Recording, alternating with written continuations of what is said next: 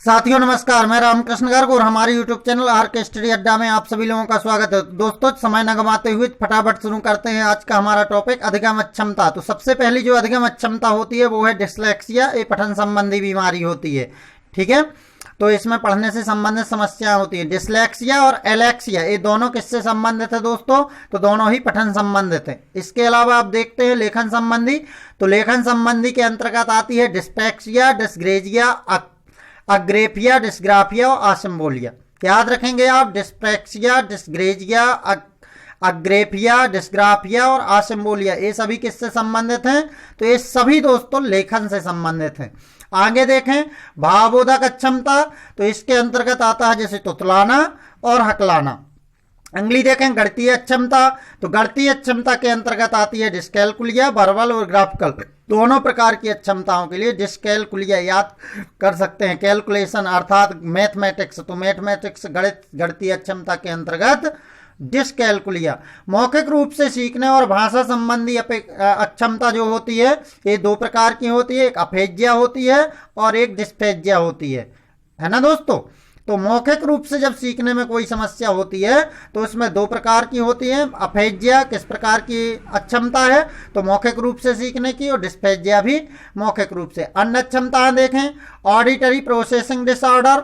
Auditory processing disorder ये श्रवण संबंधी विकार है, इसमें सुनने से संबंधित समस्या हो जाती है। Organisational learning disorder, organisational learning disorder दोस्तों इसको याद रखिएगा, ये संगठनात्मक पठन संबंधी विकार है, अर्थात साथ में बैठकर पढ़ने में समस्या होती है। अगली देखें डिसऑर्थोग्राफी, ये वर्तनी संबंधी विकार है, इसमें वर्तनी से संबंधित समस्याएं होती हैं। तो चलिए देख लेते हैं कुछ अक्षम बालक की विशेषताएं। अक्षम बालक कैसा होता है? तो प्रात्यक्षिक गतिक स्थिरता होती है, इसमें विद्युत तरंगों में और असमरूपता होती है, सामान्य समन्वय का अभाव होता है, अध्ययन में समस्या होती है, अति सक्रियता होती है, स्मृति एवं चिंतन व्याधानित होता है, सामवेगिक अस्थिरता होती है। और अधिगम अक्षमता से ग्रसित बालकों की पहचान को भी जान लेते हैं। आखिर हम कैसे जानेंगे कि ये बालक अधिगम अक्षमता से ग्रसित है?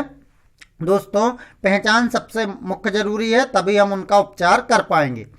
तो छात्र उचित रूप से पढ़ तो पाता है किंतु मौखिक अभिव्यक्ति में कठिनाई का अनुभव करता है। तो ये चीज ध्यान रखना है कि छात्र पढ़ तो पाता है, लेकिन जब उससे कुछ बोलने के लिए कहा जाए तो मौखिक रूप से अभिव्यक्ति में वह क्या करता है, थोड़ा कठिनाई का अनुभव करता है।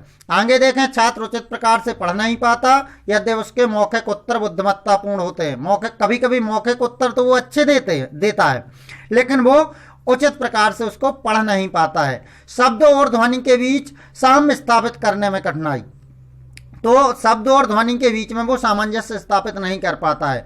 इस प्रकार के छात्र संख्याओं को लिखने में भी गलतियां कहते हैं, जैसे 13 को 31 उल्टा कर देते हैं। जैसे 79 को 7 के बाद 9 है तो 79 को 97 लिखना, 9 के बाद 7 लिखना आदि। सदैव मलन रहना, गृहकार्य को विलंब से करना, कक्षा में देरी से आना आदि आदतें पाई जाती हैं। मन उचाट रहना, समय सारणी के अनुसार कार्य न कर पाना आदि इनकी समस्याएं होती हैं। चतुर प्रतीत होने पर कोई भी शारीरिक दोष न होने के बावजूद पढ़ाई में कमजोर होना एवं परीक्षा का निष्पादन ठीक से नहीं कर पाना। कभी कभी इतना अत्यधिक कमजोर हो जाना कि किसी भी कार्य को पूरा करने में असमर्थ हो जाएं, यह भी एक समस्या होती है। पढ़ते समय शब्दों या पंक्तियों को छोड़ देना, आधा पढ़ा आधा छोड़ दिया।